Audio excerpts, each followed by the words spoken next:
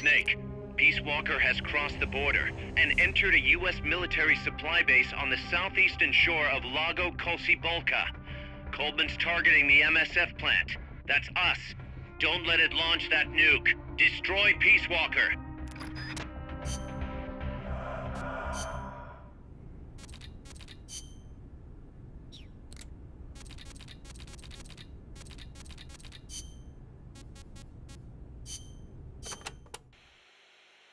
So it's been more than 10 years since the Cuban Missile Crisis, huh? I don't think we'll ever forget it.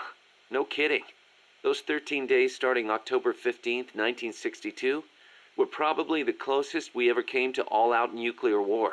The Russians deployed nuclear missiles to Cuba. America responded with a naval blockade. Then Russia shot down an American spy plane. I was still a teenager back then, but I remember what it felt like to be one step away from nuclear war. The adults were freaking out. If it wasn't for the Cuban Missile Crisis, there might never have been an Operation Snake Eater. And... What's the matter, Snake? It's not like you to get all hypothetical. I guess not. It was the reassessment after the missile crisis that paved the way for the hotline between Moscow and Washington, and also for détente. That's irony for you.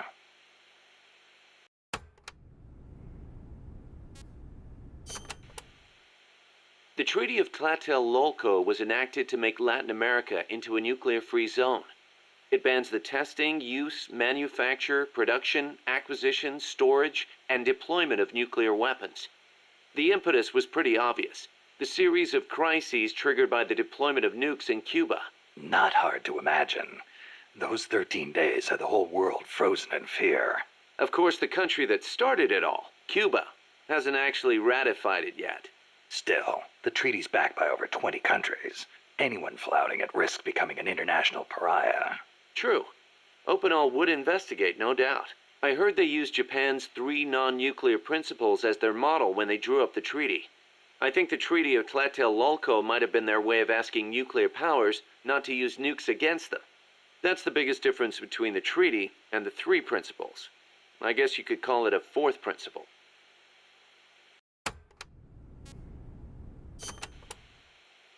So Costa Rica abolished its army back in, what, 1949?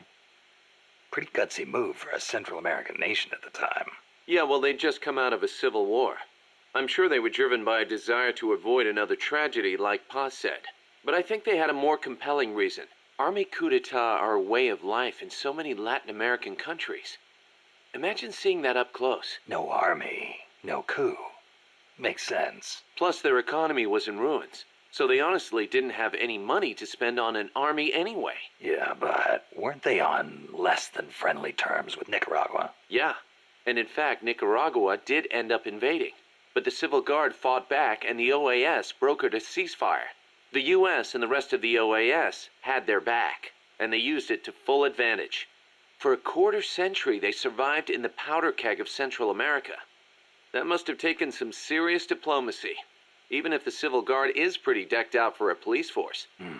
Must be tough to be a country without an army.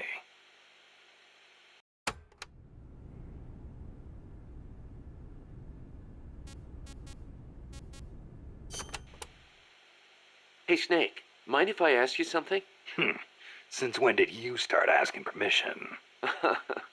So, you used to be part of a CIA paramilitary unit, right? That's right. Ever do any ops in Central America? No, not personally.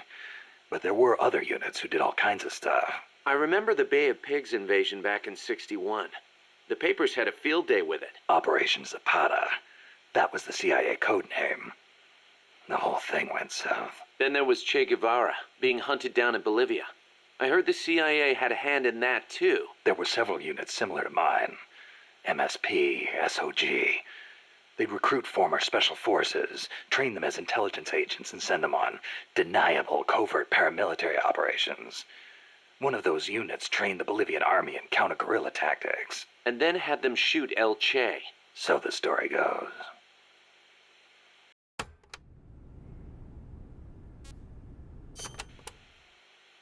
Around here they say La CIA instead of CIA, huh?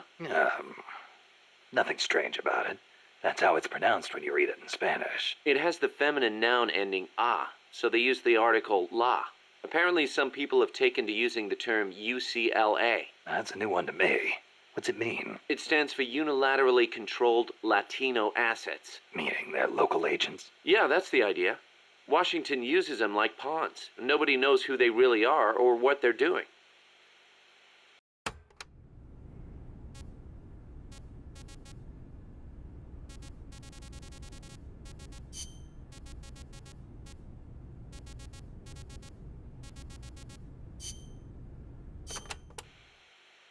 So I hear Amanda mistook you for Che Guevara, Snake. That's not too bad, huh? Yeah, right. I'm not even worthy of polishing his boots. Don't be so modest. From where I'm standing, your men see you as a great man. As great as the century's most complete human being. That's Sartre, right? Well, there's hardly been a more iconic figure of his times than Che. Oh, he was more than that. He was a true revolutionary and a great warrior. I'm with you there. Can you believe that when he first went to Cuba with Fidel, they had only 12 guys with them? But they rallied. They brought in new recruits, won the support of the peasants, expanded their organization. And in the end, they overthrew the Batista regime. People flocked to them because they were honest. They won because they were strong. Those are the qualities that make men great. You know, we're kind of in the same boat they were back then. Here we are, a handful of mercenaries taking on an army backed by the United States. Yeah, we've got a long way to go. But we've got to keep on going. It's not just about winning in battle. You need to think about recruiting people and growing this operation. Got it.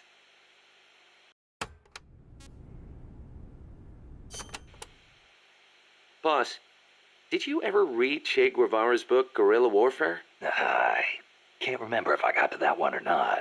You should have. That's why I lent it to you. A lot of the guerrilla tactics it covers apply to sneaking missions, too. Che was one of the first people to articulate the theory of guerrilla warfare. T.E. Lawrence of Arabia, was another one. And Mao Zedong and his On Protracted War.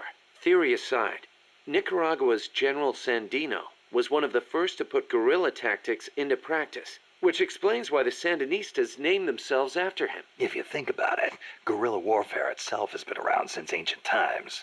There's only so many ways a small group can upset a large army. There was a samurai in Japan who excelled in guerrilla warfare. No kidding. Tsunoki Masashige. He was a warrior who lived in the medieval era.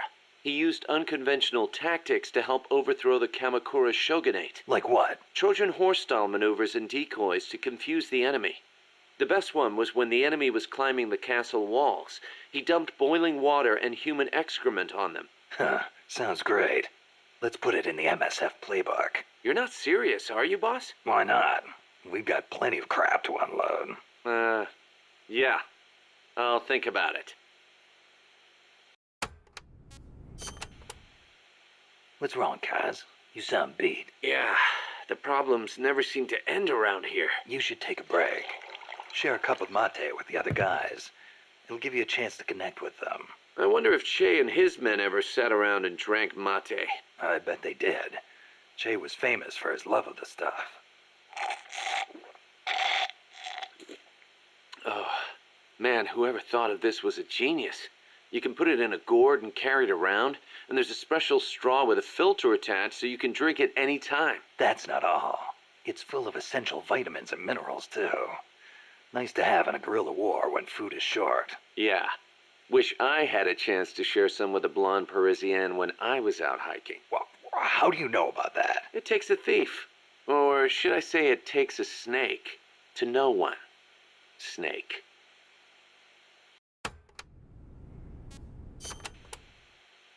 The year the Cuban Revolution was won, Che visited Japan as a member of an economic delegation.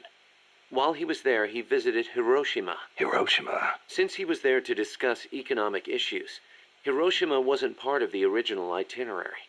Some said the Ministry of Foreign Affairs didn't want to let him go, but he went anyway. He snuck out of his hotel and took an overnight train. Huh. Traveling guerrilla style. Sounds like Che, all right. He visited the Peace Memorial Museum and the Atomic Bomb Survivors Hospital. Apparently it gave him quite a shock. As a doctor, it must have been painful for him to see how the victims suffered. Nukes destroy everything. He was quoted as saying, "They put you through this, and still you do whatever America says." Those words really hit me hard, especially when I think of my mom. He said something else, too. Let us all love Hiroshima and its people. I can believe it. Che never managed to numb himself to other people's pain. That's why people loved him. And why he died. That bandana you're always wearing, that thing's a real antique. Ever think about getting a new one? This one's fine. Come on, we can't have our boss wearing a raggedy old thing like that. It was a gift, okay? It wouldn't be right to get rid of it. It was. Okay then. Speaking of which, Che supposedly had a black scarf he used to take everywhere with him. A scarf? One of his comrades gave it to him when he broke his arm in battle. Che used that silk scarf as a sling, and the comrade who gave it to him became his second wife. Alida, right? Even after his arm healed up, he never went anywhere without that scarf. What about you? You get that bandana from someone special? No, nothing like that. It's important to me. That's all.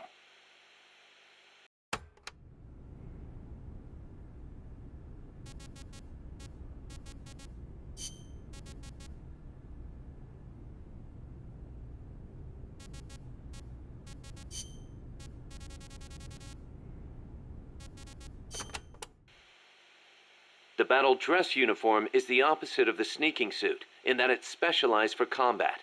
It lets you carry plenty of weapons and ammo, and provides excellent protection. Not the best choice for sneaking, but if you feel like playing one-man army, this is the uniform of choice. Looks pretty damn heavy. It is. You won't be able to move as fast with it on, meaning it's not good for running away either. Keep that in mind.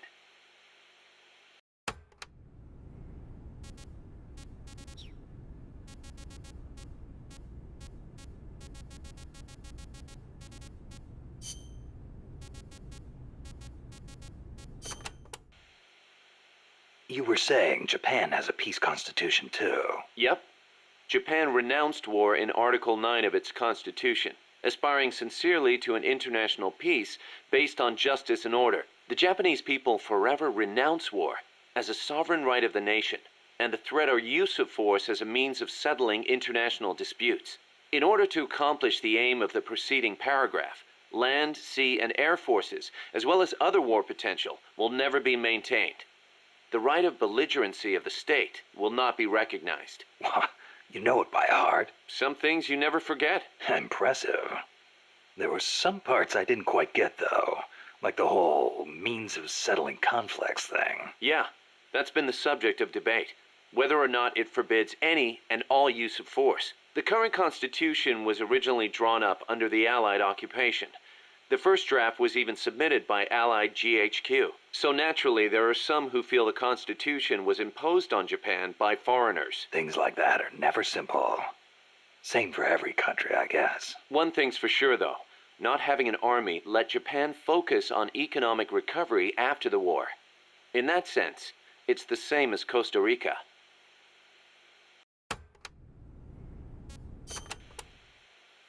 Kaz, you were in the Japanese Self-Defense Force, right? I thought that Article 9 you were talking about earlier prevented Japan from having an army. Yeah, and that's another subject of controversy. The Self-Defense Force is an organization for the purpose of defense.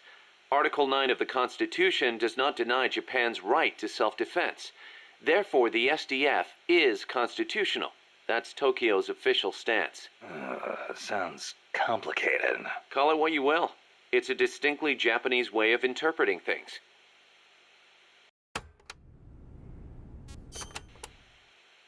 The U.S. has military forces stationed in Japan, right? Right.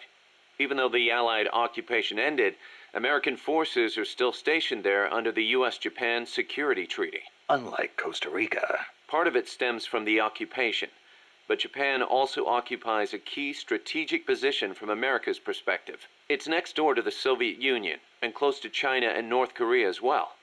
It's integral to the security of Pacific Asia.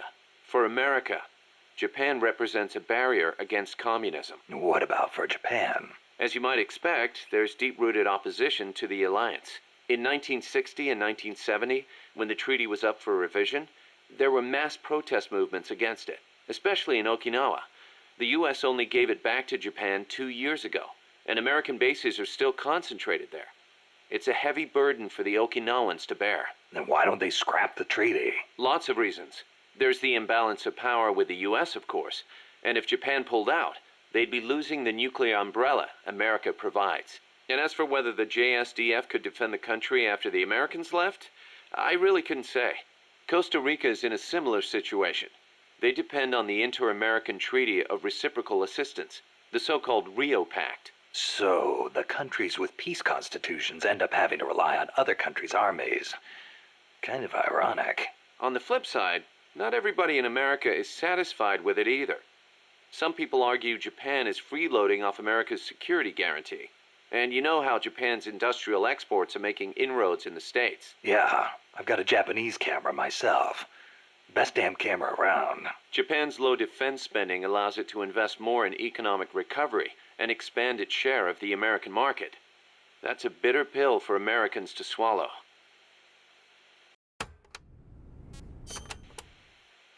You know that today, Japan is under the American nuclear umbrella. Right. The U.S. vowed to retaliate against any country that launches a nuclear strike against an allied country. That promise deters nuclear attacks against America's allies, hence the term nuclear umbrella. But suppose the Russians nuke Tokyo. Would America really nuke Moscow in return? If they did, the Soviet Union would undoubtedly retaliate. Would Washington really be willing to risk having a bomb dropped on itself in order to avenge Japan? I'm not so sure. Don't tell me you're still worried about Japan. After all these years? It's not that. To be honest, I'm not convinced either. But Moscow faces the same dilemma. Maybe Washington wouldn't retaliate on Japan's behalf. Then again, maybe it would. So you're saying Moscow wouldn't want to risk being attacked either? The whole concept of nuclear deterrence is entirely hypothetical to begin with. When you get down to it, it's all smoke and mirrors.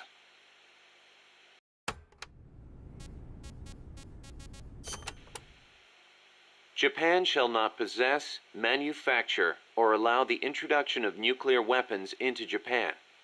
Those are the 3 non-nuclear principles set forth by the Japanese government. Allow the introduction? That's funny. Some of the U.S. warships that visit Japanese ports are armed with nukes. Or are you going to tell me they transfer them at sea onto other ships every time they visit? You raise a good point, Snake. But the Japanese government doesn't recognize it as such. The introduction of nuclear weapons into Japanese territory would need to be agreed upon in advance. America hasn't made any such agreements. Therefore, they aren't bringing nukes into Japan. That's the official excuse. Doesn't sound like much of an excuse to me. I don't blame you. Keep in mind, though, Japan suffered actual nuclear attacks. Anti-nuke sentiment there runs deeper than you think. I suppose the government's not really in a position to admit that sort of thing. So tell me, Kaz, how's the self-defense force you were in different from an army? The JSDF is set up for national defense. It's not configured for aggression against other countries. It's what you'd call exclusive defense. Exclusive defense? It's the fundamental strategic posture of the JSDF. No preemptive attacks. Only the minimum defensive action necessary after an enemy attacks. Anything defined as self-defense, then? The JSDF originated as the National Police Reserve. Back then, American forces stationed in Japan were being sent over to fight in the Korean War. So in a sense, the NPR was filling a gap. Police, huh? Reminds me of the Costa Rican Civil Guard. Yeah, exactly. They're also dispatched to provide disaster relief. The year before I joined, they had a hell of a time trying to rescue some buses that got hit by landslides.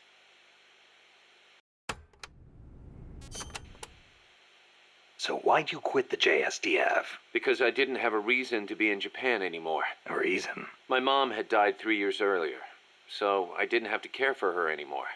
With her gone, there was no point hanging around in Japan. Yeah, but a man with your talents could have risen pretty high in the ranks, I imagine. I don't know what they made of me. Could be it actually alienated me from the brass. And personally, I could never get used to the idea of exclusive defense. Meaning? On a strategic level, I can see how a country could go with the exclusive defense model used by the JSDF, and I've got nothing against my fellow soldiers who believe in it. On a tactical level, though, it just rubbed me the wrong way. To put it simply, I was itching for a real fight. I figured. And I felt as long as I was in the JSDF, I'd never be able to stand shoulder to shoulder with my father, who was in the U.S. Army. Seeing Yukio Mishima's suicide didn't help either. Yukio Mishima, the guy who wrote The Temple of the Golden Pavilion. The way he questioned the status quo hit home with me. Not that I admired his vision or anything, but it did get me thinking, that's for sure.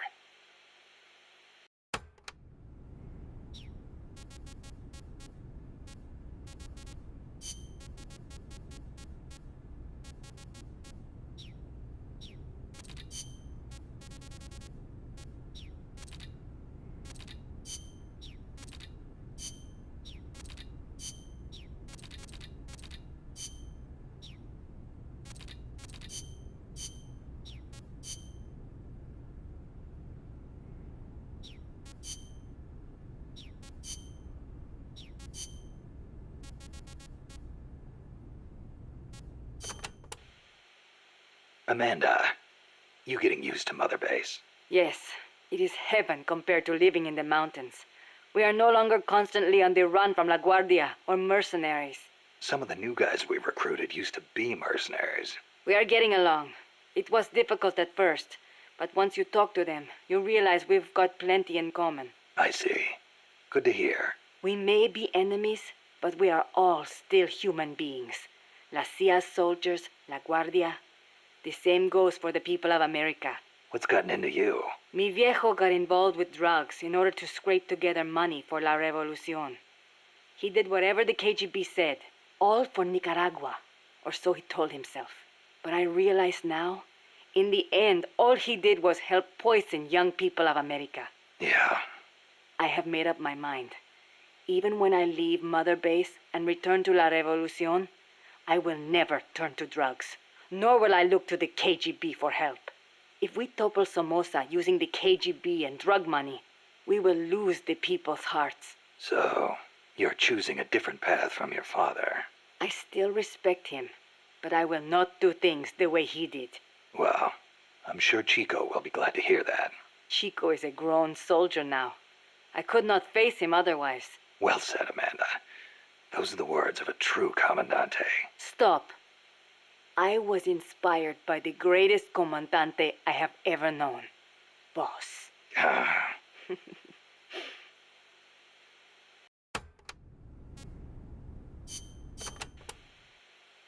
Since it was founded, my country has not once been able to choose its own path. First Spain, then America. Over 100 years of this. I know. In the 19th century, an American mercenary named William Walker seized power in Nicaragua. I'd heard he exploited rivalries between the political parties. Even after we expelled him, the Americans sent in their Marines under the pretext of quelling political unrest. And the real reason? To intimidate the government and thwart the construction of the Nicaragua Canal.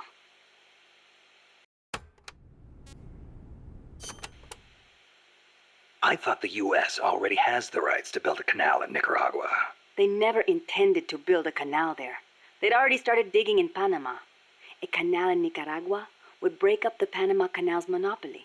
Reason enough for America to stick its nose into our affairs. They snagged the rights so nobody else could build there. It was General Sandino who finally stood up to los Yankees.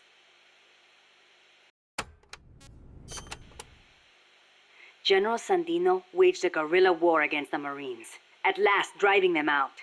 He was a true hero, and to us Sandinistas, like a father. But when they pulled out, the Americans left us something to remember them by. The National Guard. Yes, La Guardia. In name, a peacekeeping force, but in reality, Commander Somoza's personal army, answering to no one else.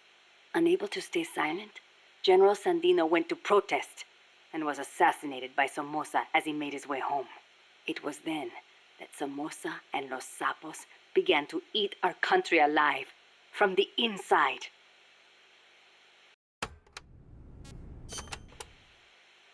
It has been 40 years since the Somoza family became the rulers of Nicaragua. With La Guardia at their command, no one can challenge them. You came here on the run from the National Guard, right? See, They took everything.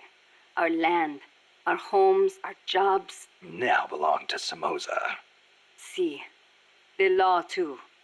He's even got the judges in his pocket. You defy him, you face death. Everyone bows and scrapes before La Guardia. Even then you might get a beating if they are in a bad mood. And you're trying to change things. That's not all. These Somozas have used their power to line their pockets. They confiscate people's land and hand it to members of the Somoza family. By now, close to half the farmland in Nicaragua is theirs. We were powerless until... You remember the earthquake 2 years ago? Yeah, I heard the capital was hit pretty hard. We lost Managua, our capital city. People sent aid from all around the world. Tears of sorrow turned to tears of joy. Yet almost all of it was embezzled by the Somozas. They sold out those who'd lost everything for money. They feasted on our country's suffering. Public resentment is at the boiling point. The Somozas' days are numbered. We will see to it.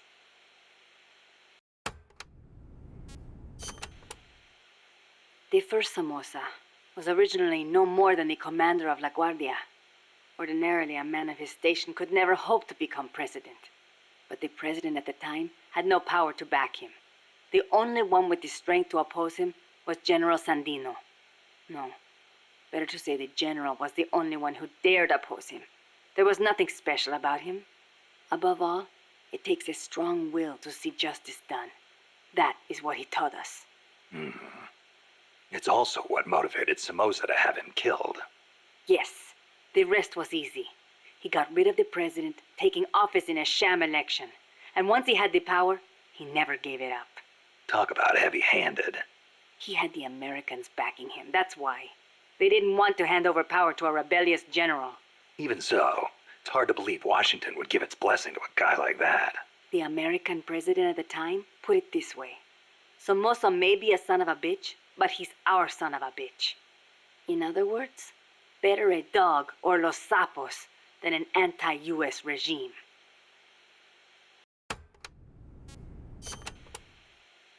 The Managua earthquake struck 2 years ago, the day before Christmas Eve. Giant cracks opened up in the streets. Sleeping children were crushed in collapsing houses. No chance to escape. No visit from Santa Claus. Thanks to Somoza, the old houses could not even get rebuilt. It was a nightmare. I heard the epicenter was right in the middle of the city. Even today, it's too dangerous to build on top of the fault line. The city center is still in ruins.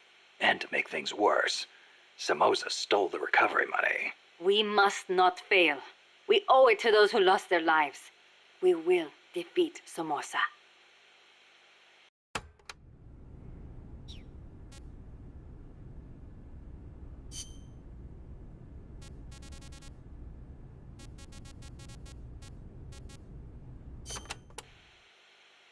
We are Sandinistas, the heirs of General Sandino's will. Sandino, the father of modern guerrilla warfare. To you, maybe. To us, he's more like a real father. That why you named yourselves after him? Of course. La Frente Sandinista de Liberación Nacional. The Sandinista National Liberation Front is named in his honor. We share the general's goal, to take back our country's freedom.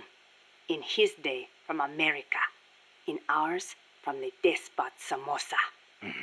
Times have changed, but the song remains the same. Patria libre o morir.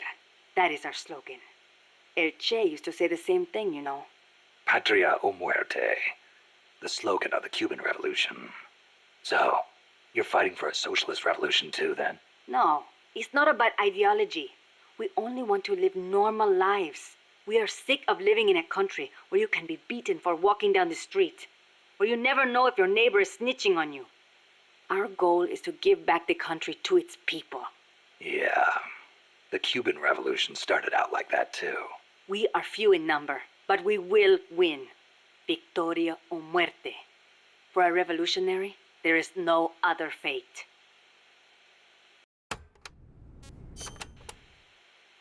Augusto Cesar Sandino, General and Hero of Nicaragua.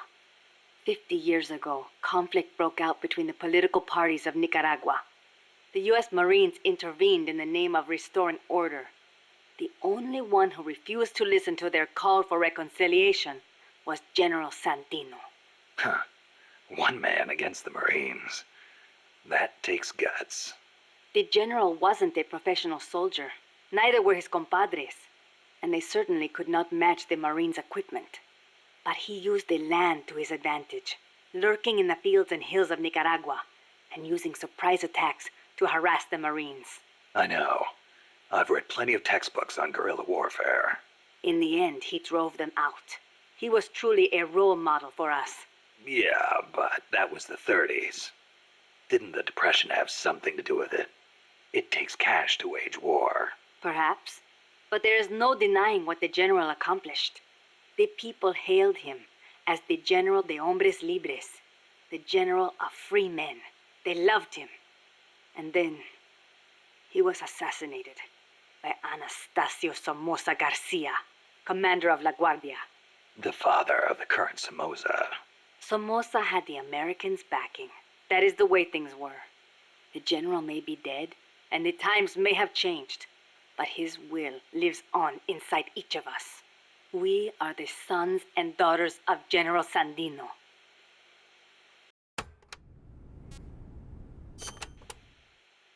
Hey, how's the watermelon business these days? Not bad. I hear the compas back home are hanging in there too. Good to hear. You know our nickname. I'm impressed. No wonder they call you boss. You used to hide your weapons in hollowed-out watermelons, smuggle them right past the National Guard. You even transported pineapple grenades that way. The name caught on among sympathizers in the region and... What are you talking about? Huh? They call us watermelon sellers because the general's name sounds like the word for watermelon. Sandia. Really? Si. Damn it, Kaz.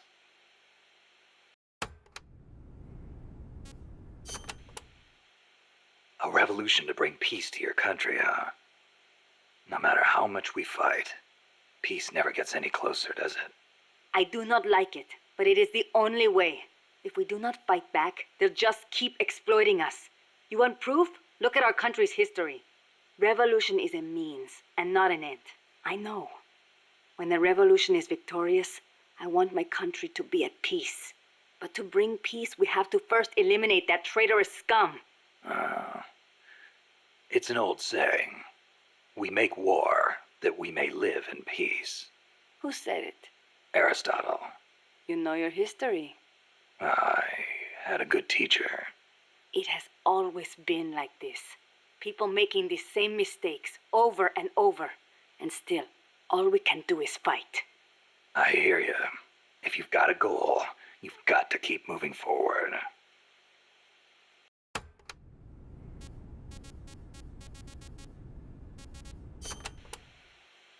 I noticed you called Che Guevara El Che. Not just us. Everyone in these parts does. Che was always his nickname. It does not feel right to call him by his last name. I was shocked the first time I saw you. You look so much like him.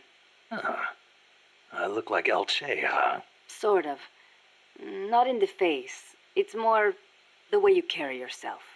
I guess Che's a hero to the Sandinistas, too. Of course. The FSLN was formed in the spirit of the ideologies championed by El Che and Fidel.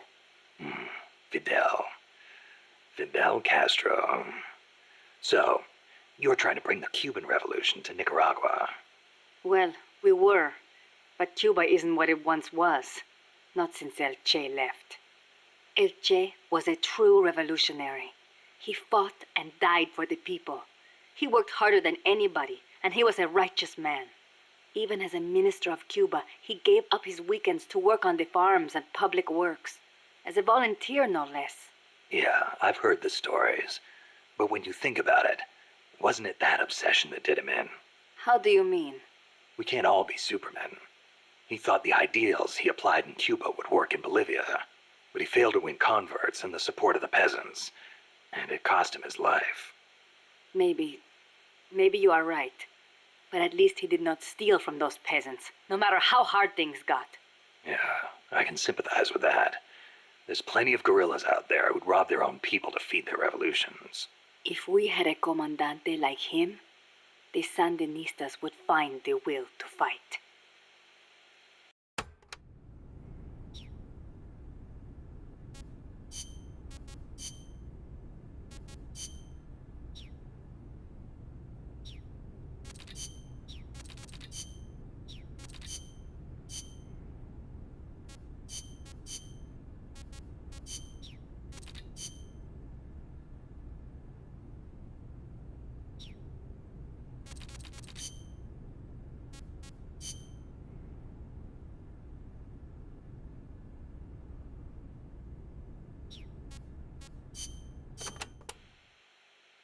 You called that giant chopper an hombre nuevo.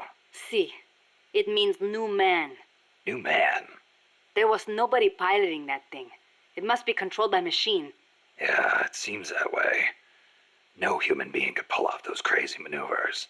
But it's not crazy. It's smart. It sings, too. When we first saw it, one of your men said, "Pilot must be an hombre nuevo." Me? I do not like the name. Why? Hombre Nuevo was what El Che was striving to become. What all of us who joined the Sandinistas strive to become. That's why. An hombre nuevo is one who finds joy in virtue and voluntary labor. It makes me furious to see that name given to such a monster. I'll bet.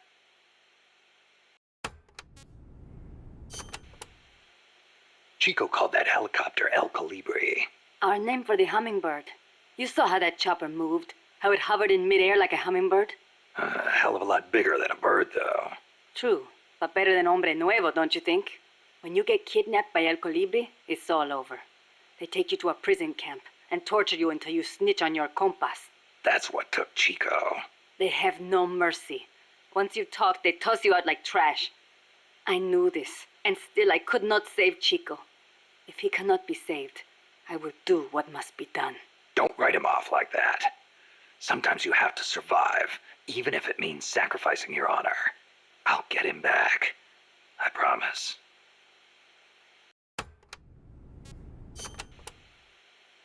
Snake, I need your opinion. How strong are the enemy's mercenaries? They're well trained. They've got more than enough men. Seasoned, too. A lot of them probably saw action in Vietnam. They're a tough bunch. And armed to the teeth. I don't think I've ever seen a mercenary force field that many tanks and attack choppers. It shows how much cash they have to throw around. And connections. How did they get access to such weapons? How do you think? They're backed by the one and only CIA. And here we are. Half of us farmers and the other half students. Children even. And weapons. We're so short on guns we have to steal them from the enemy. As much as I hate to say it, we're always going to be on the defensive. I know. And mi viejo. Without him, Yeah, I know. I don't know if we can win. Can we, Snake? Stop feeling sorry for yourself. But... Amanda, what? listen to me. Don't ever let your men hear you talk like that. You're their leader, and a leader has to stand tall, even when times get tough, when it feels like the fear and uncertainty could crush you. You're the one your comrades look to for reassurance. That's what a leader is. Don't forget it. Snake. If you're looking for comfort, go find a church. That's all I've got to say. You are right. I am sorry. I need to pull myself together. You'll be fine. I know you have it in you. Thank you, Snake.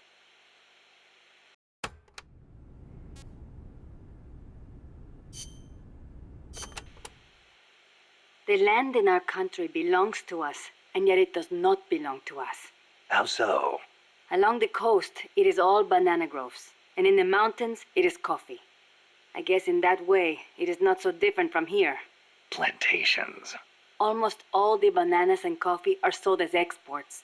The landlords keep the money for themselves, leaving precious little to the farmers. Worse, the biggest landowners in the country are Somoza and his family. But it does bring in foreign currency.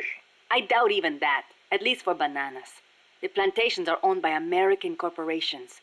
The bananas are processed in factories on the plantations and exported to America from private ports. It's like having little American enclaves along the coast of Nicaragua.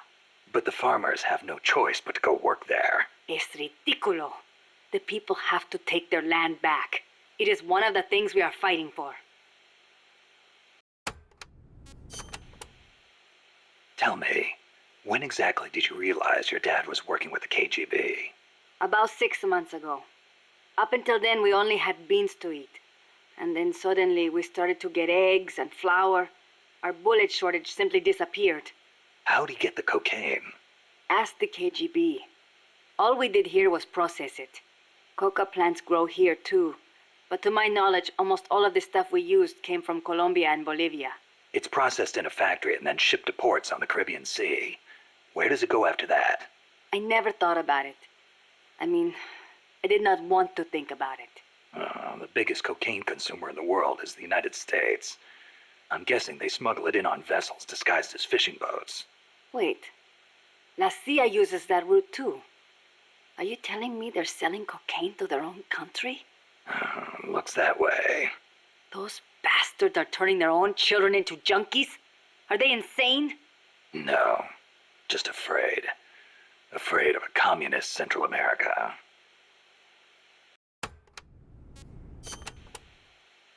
La CIA calls their new toy Peace Walker, eh? Yeah. So? It is an insult to us Nicos. Because of the guy you were talking about.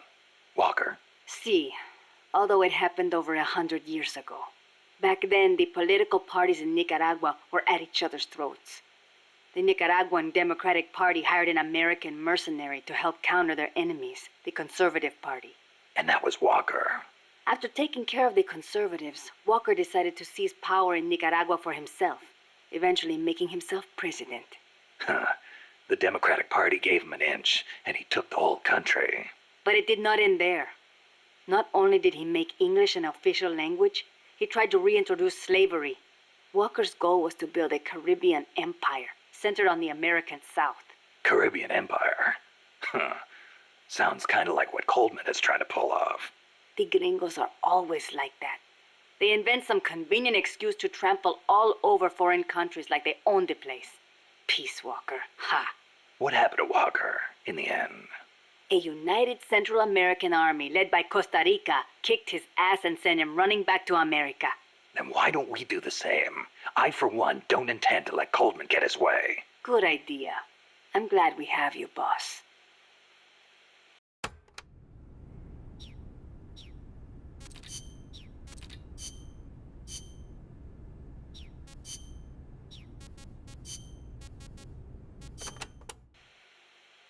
But you know, there's something I've never been able to figure out. Is the Cold War really a war, or is it really peace? Doc, what do you... People called it a Cold War, but I disagreed. Sure, nuclear stockpiles are increasing, threats are multiplying. The U.S. and the Soviet Union have enough power to destroy the human race 100 times over. But nobody's actually being killed. Small-scale conflicts and proxy wars, maybe, but nuclear deterrence has averted another world war. The world's far more peaceful today than it was before, and the breakthroughs we've made in space exploration, thanks to Cold War competition? Fantastic, don't you think? No. We didn't need to rush into space like that. Going into space may have been mankind's dream, but good people were sacrificed in the scramble. Maybe so. NASA's definitely got some skeletons in its closet. Same goes for the nuclear arms race. Atomic testing has killed civilians and exposed thousands to radiation. Believe me, I know. And now, this. What peace was I trying to protect anyway? The more I think about it, the less I understand.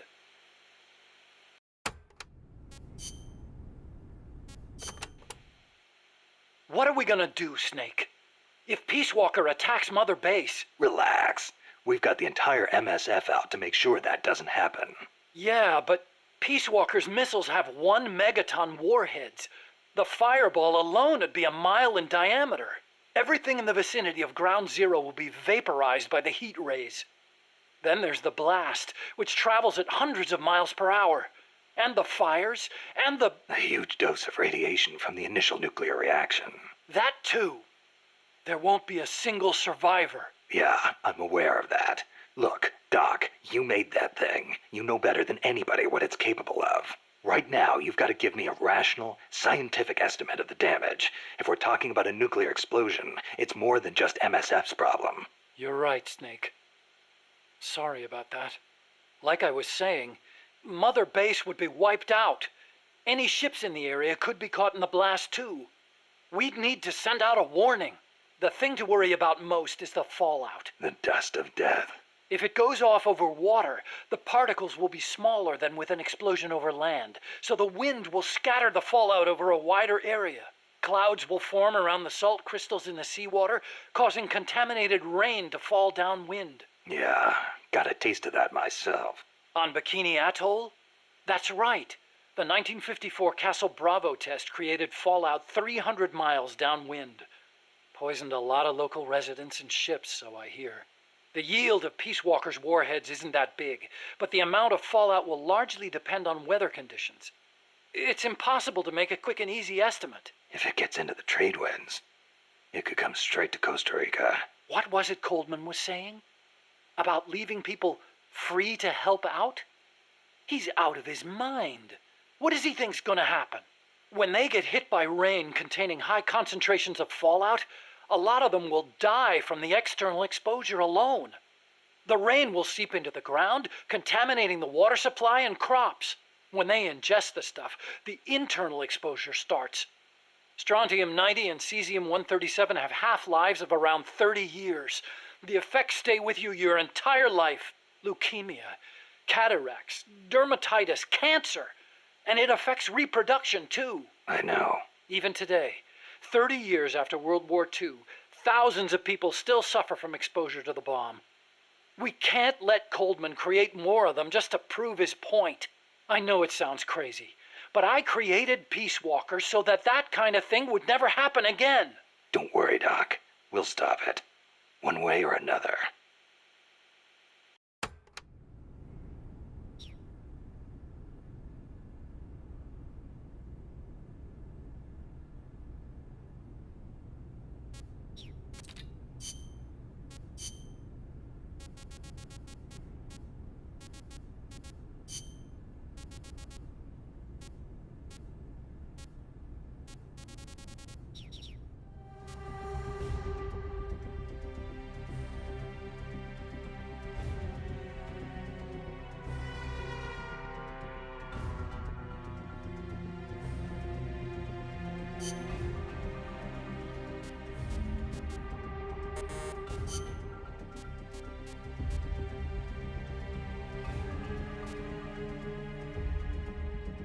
Combat.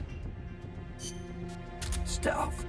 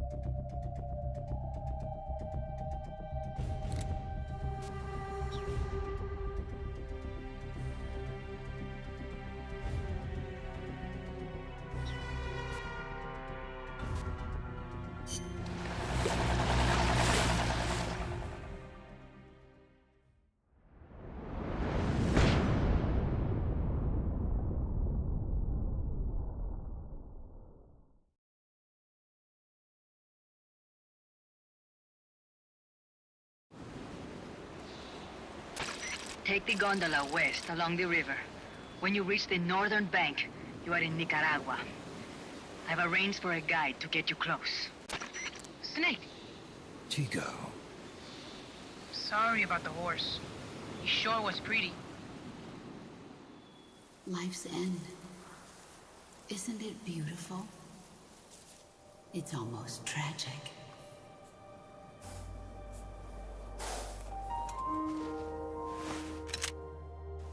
I've been waiting, Snake, for a long time. Boss. There is nothing more for me to give you. All that's left for you to take is my life. By your own hand. One must die, and one must live. No victory, no defeat. The survivor will carry on the fight. The one who survives will inherit the title of boss. Kill me. Kill me now. There's only room for one boss. And one Snake.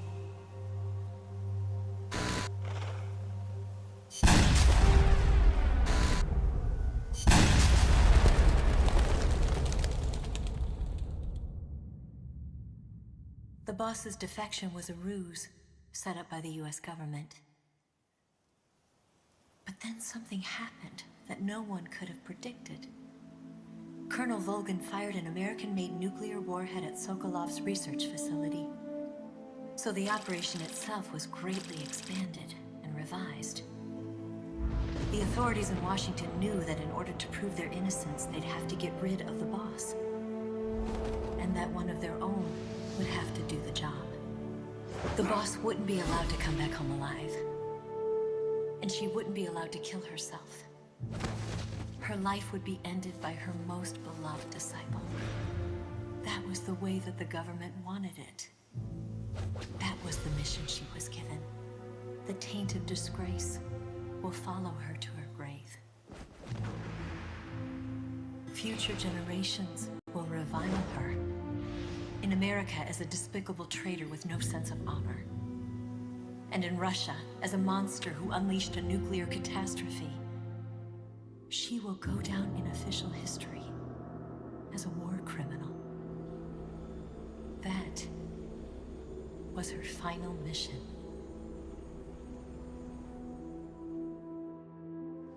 Snake, history will never know what she did.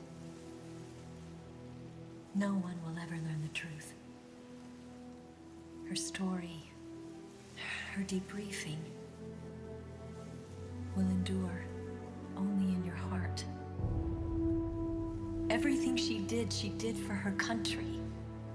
She sacrificed her life and her honor for her native land. She was a real hero. She was a true patriot.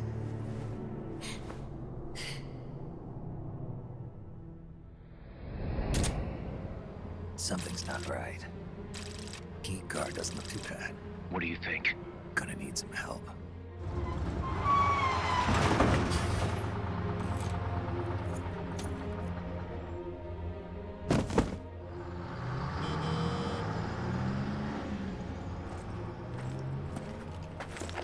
This is Snake. Can you hear me? This is Miller. Loud and clear. Got in without a hitch. Good. There's an airfield on the other side of the building, on the northwestern shore of the lake. That's where they'll conduct the launch. There's a communications tower in front of you. I'm betting they'll control Peace Walker from there. Cuz they're targeting Mother Base. Don't you think you should evacuate? Nah. Everybody here believes in you, boss. Alright, fine then. I've kind of gotten attached to the place myself. What about Amanda and her people? They've been taken to safety. We can't involve them in this any further. Good. They've got their own cause to fight for. And Snake. Don't forget the bad guys have got Paz. I won't. We're prepping a few backup units. Don't let them launch, Snake. We're counting on you.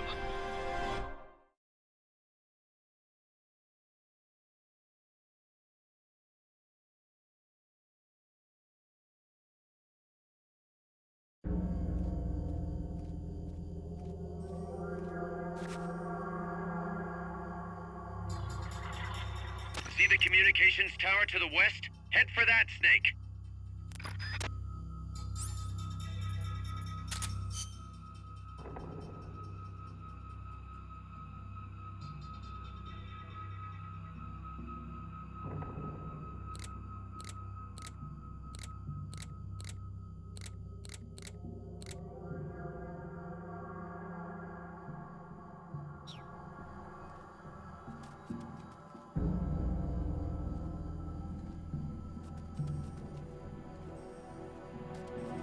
Soviet soldiers on an American base.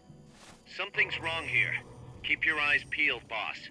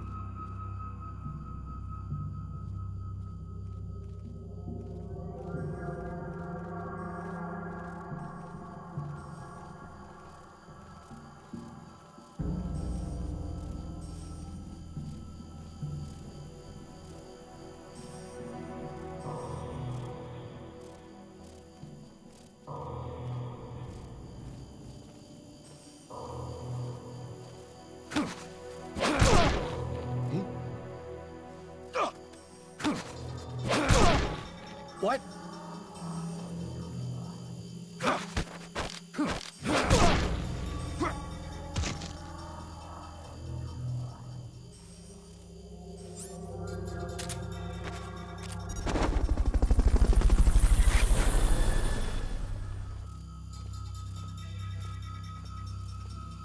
Fulton recovery subject confirmed onboard helicopter.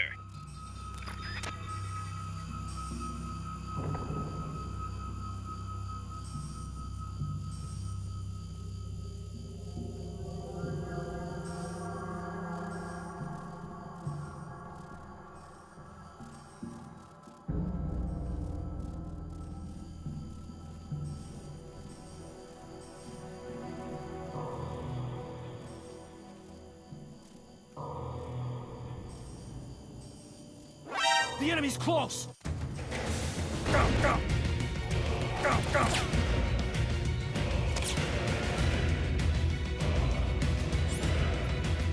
Enemy encountered! Request reinforcements! Understood. Dispatching reinforcements now.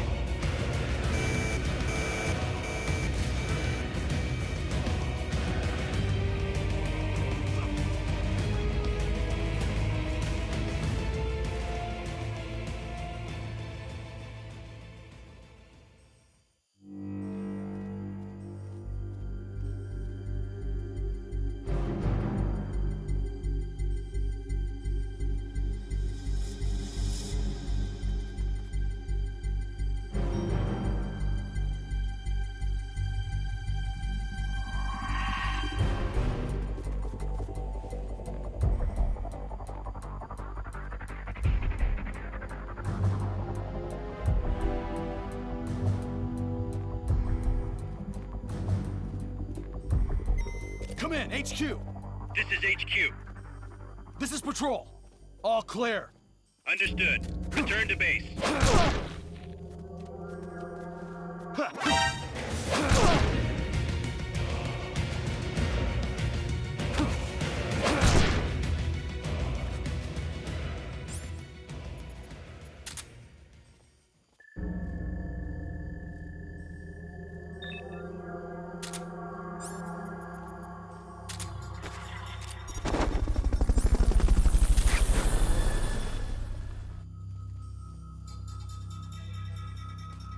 Fulton recovery helicopter is complete.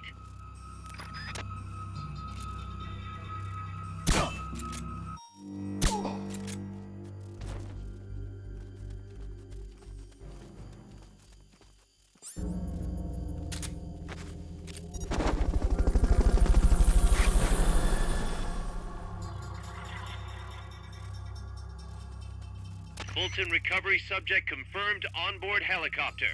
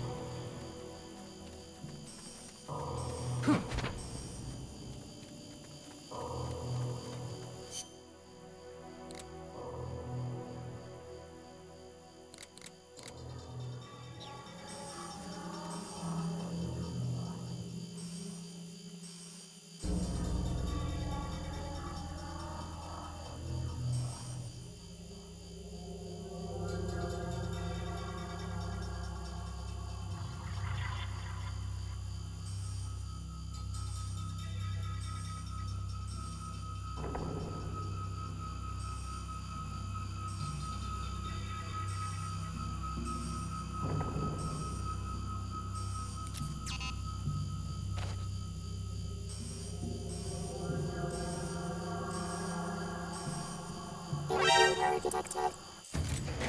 Commencing attack.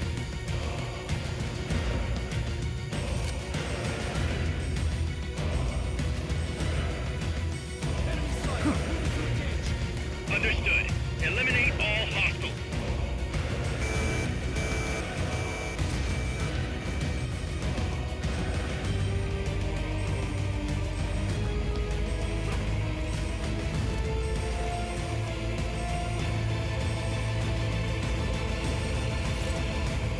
Commencing attack.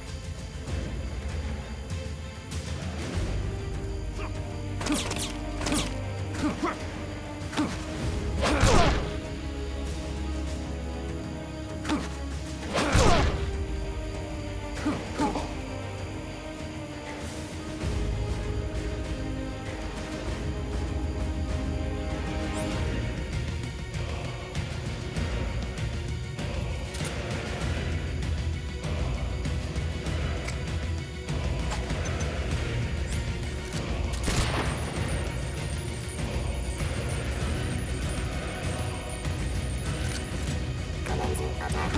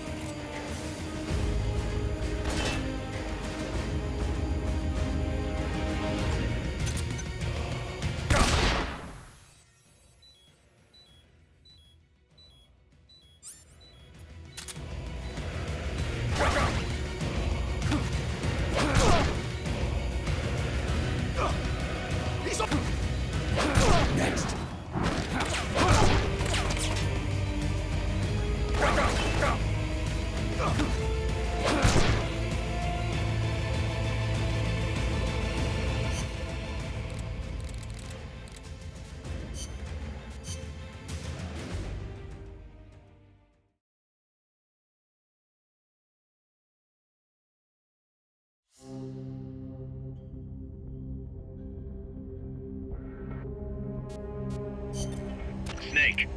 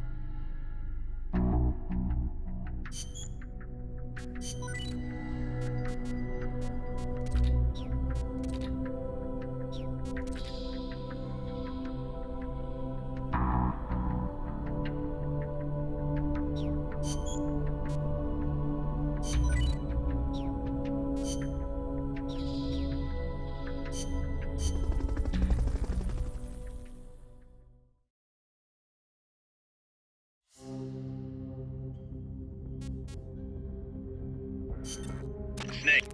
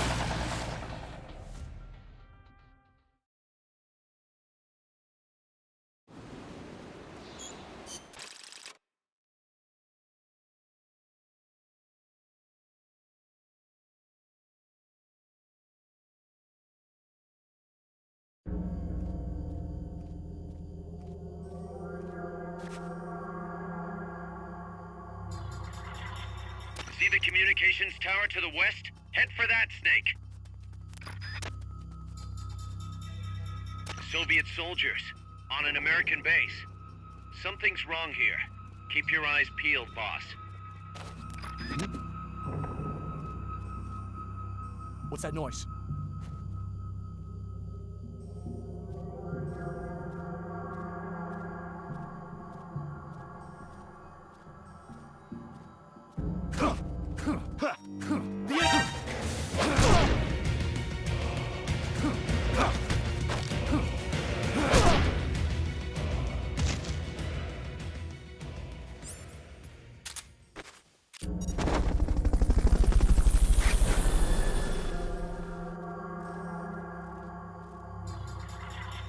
Fulton recovery subject confirmed onboard helicopter.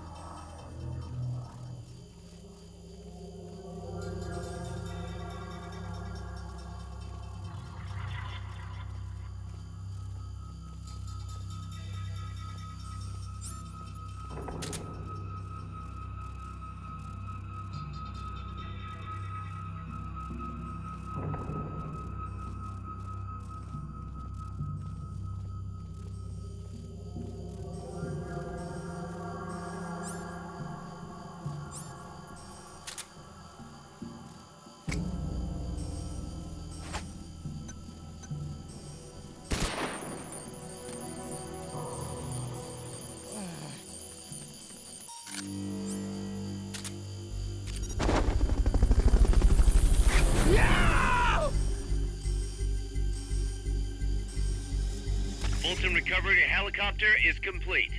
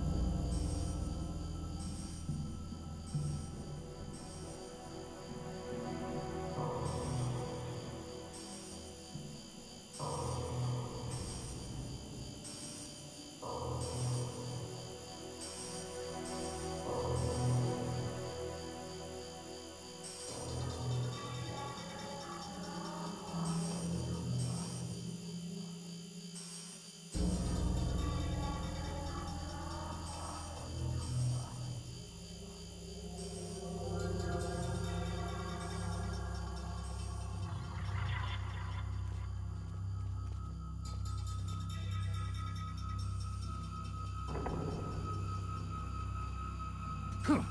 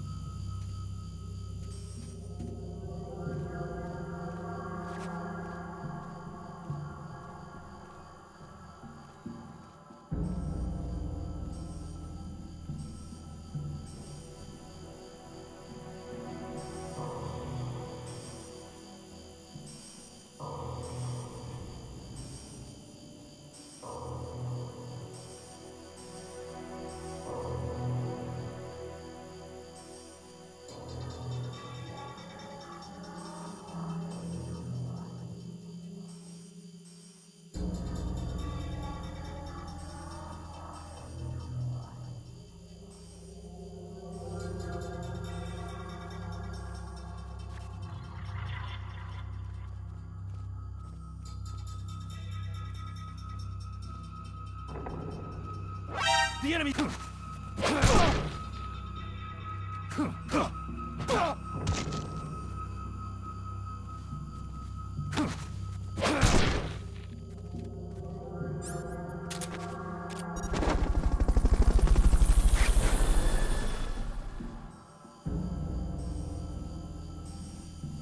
Fulton recovery subject confirmed onboard helicopter.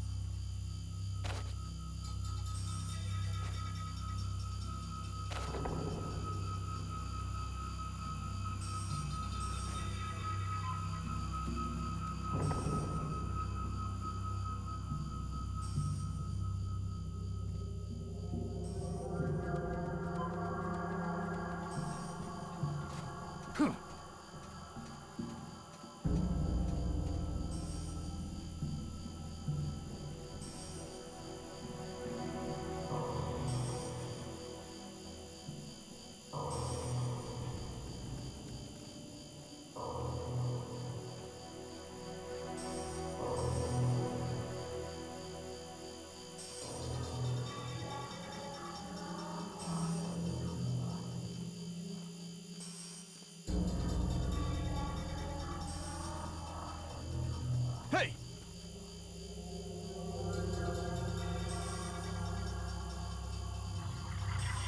I know I saw something.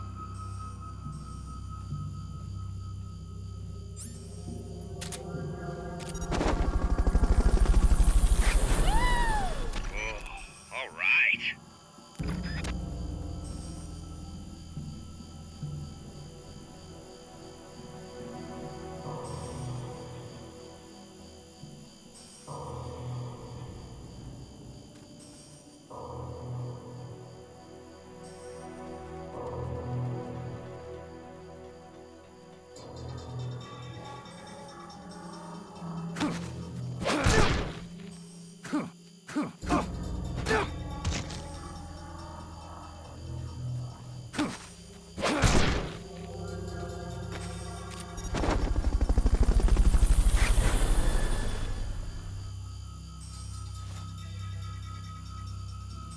recovery to helicopter is complete.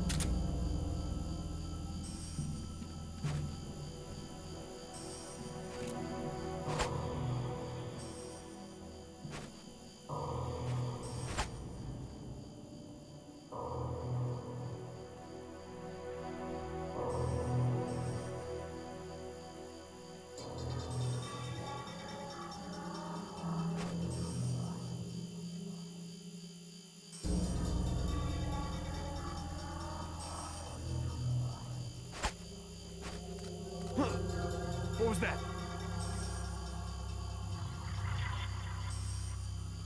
I know I saw something. What the?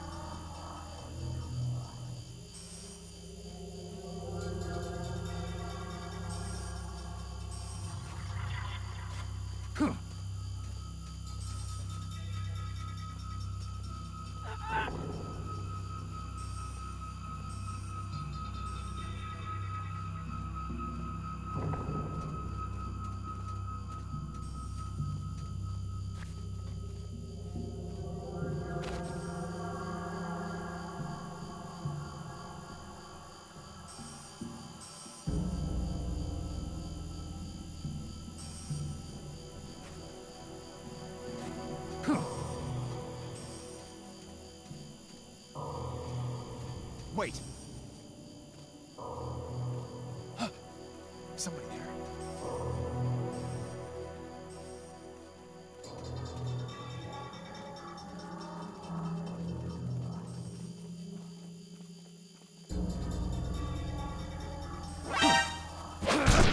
The enemy's here!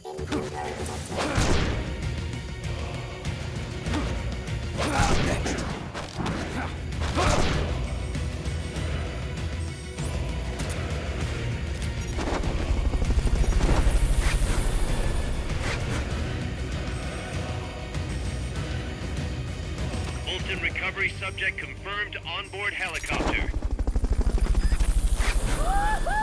Nice.